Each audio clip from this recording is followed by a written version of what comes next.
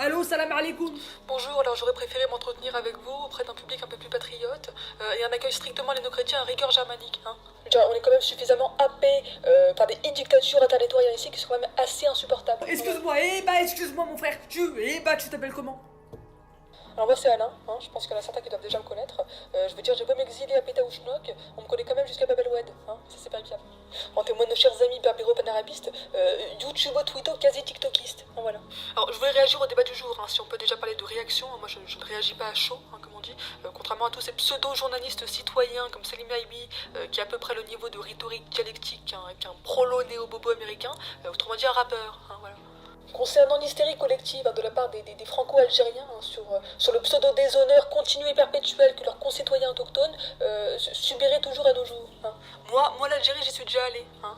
Ça sert à rien de me distribuer des émoticônes de drapeaux comme si c'était cadeau, qui tiennent leur origine hein, grâce à la main-d'œuvre et le sens artisanal de petites mains françaises formées par l'école du luxe et le règne, si je dirais, l'empire subventionné par des institutions du beau.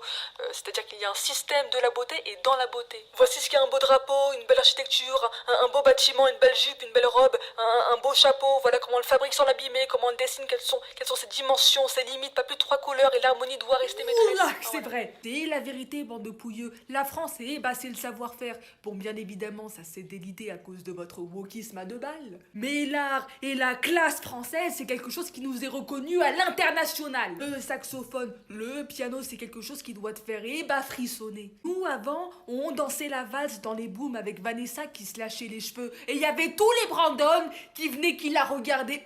Ouf, ich bin Berliner. Maintenant, aujourd'hui, même quand une meuf, elle twerk, vous détournez le regard, bande de pouilleux.